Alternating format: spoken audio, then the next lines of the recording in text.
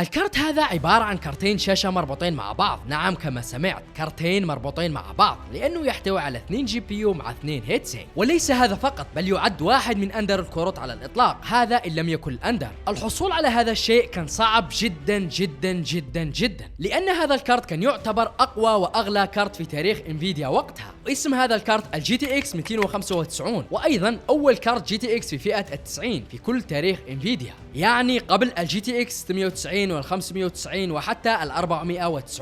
ومعلومة بسيطة، كروت ال90 كانت تأتي ب2 جي بي يو، على عكس كارت الار تي اكس 3090 وال4090 لتأتي بجي بي يو واحد فقط. كارت الجي تي اكس 295 صدر في سنة 2009، لكن رغم ذلك المقطع هذا أول فيديو باللغة العربية عن هذا الكارت في كامل منصة يوتيوب. عادة ما تكون هذه المقاطع حكر على القنوات الأجنبية، واعتدنا ندرتها الشديدة في وسطنا العربي. أما الآن خلونا نتعرفوا على حكاية هذا الكارت. لكن إذا كنت تعتقد أن هذه القناة مظلومة وتستحق دعم، أكبر دعم بالنسبة لي هو مشاهدة الفيديو إلى الآخر بدون سكيب. الأمر هذا سيهكر خوارزميات اليوتيوب ويسمح لنا بتفجير المقطع. وأكيد لا تنسى اللايك والاشتراك. اشتريت هذا الكارت بحوالي $20، يعني ثمن رخيص جدا بالنسبة لهذا الكارت، لكن شاب رأسي لإيجاد هذا الشيء. اشتريته لغرض واحد فقط، وهو بناء أقوى تجميعة في العالم لسنة 2009 بناء على طلباتكم. ورغم ذلك أكثر من 90% من المشاهدين غير مشتركين في القناة. فعلا أمر غريب جدا. شكل الكارت جميل جدا وراقي وكأنه صدر اليوم. إذا قارناه بالكروت القديمة سنعرف ذلك من أول نظرة. وزنه ثقيل نسبيا ويحتوي على مروحة واحدة في المنتصف. ورغم أني لم أجرب إلى الآن، لكن متأكد أن تبريد هذا الكارت صعب جدا جدا جدا. ومن حيث الطاقة لدينا 8+6 بن، وبالمناسبة صرف الطاقة جنوني جدا في هذا الكارت، سنتعرف على ذلك أكثر بعد قليل. أما المداخل لدينا 2 دي في اي، أمر طبيعي جدا لأنه كان منفذ رائج في تلك الحقبة.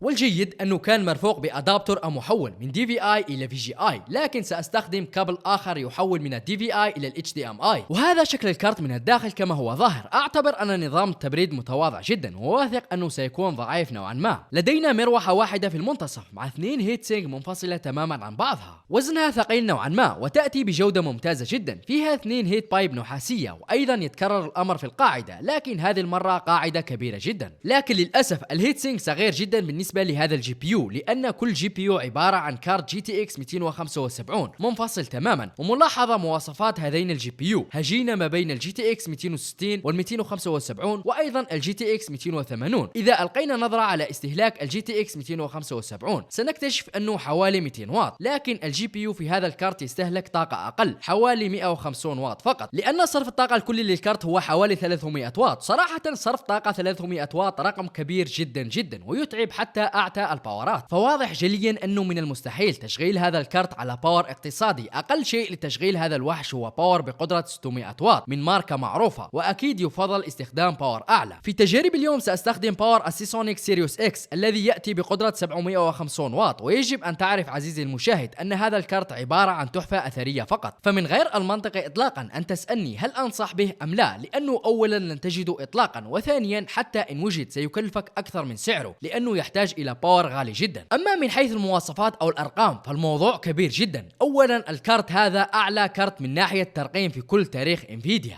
لأن أغلب كروت الفلاجشيب أو الفئة العليا كانت تأتي بترقيم 90 فقط، لكن الكارت هذا الوحيد الذي كسر القاعدة لأنه يأتي بترقيم 95. لكن ربما نرى هذا الرقم مرة أخرى وينزل كارت 4950 أو RTX 5950. تم إطلاق الكارت في سنة 2009، يعني عمره 15 سنة، بسعر خيالي وقتها $500، وبسبب التضخم فإن هذا السعر أعلى بكثير إذا قارناه بأسعار اليوم. أذكر جيدا أني كنت أقرأ مقالات عن هذا الكارت أيام 2010، لكن كنت أعرف أني لن أشتريه إطلاقا لأنه كان غالي جدا جدا جدا. كارت أحلامي وقتها كان الجي تي اكس 8800. الكارت هذا بكل ثقة أعتبره أعظم كارت في كل تاريخ كروت الشاشة. إن شاء الله سأنزل عنه حلقة في المستقبل. لذلك إلى الآن أنا شغوف بتجميع كروت الشاشة. خرجنا على الموضوع قليلا، المهم بالعودة إلى صديقنا، فإن كل مواصفاته X2 تقريبا. لدينا 0.9 جيجا بايت في رام GDDR3، أي أن هذا الكارت يحتوي على 1.7 جيجا بايت في رام. أعرف أنه رقم جدا قليل حاليا، لكن في وقتها كان يعتبر طفرة حقيقية. بالنسبة لي كان أقصى أحلامي وطموحاتي وقتها أن أملك كارت بحجم 512 ميجا من ناحية الفيرام. أغلب الألعاب لم تكن تحتاج إلى رقم كبير من الفيرام، واستمر هذا الوضع حتى إلى غاية 2016. أما بقية المواصفات لدينا 480 شيدينج يونت مع 896 بت أو ميموري باص، رقم فلكي صراحة، وهذا واضح من شرائح الفيرام المنتشرة في كل مكان مثل خلية النحل.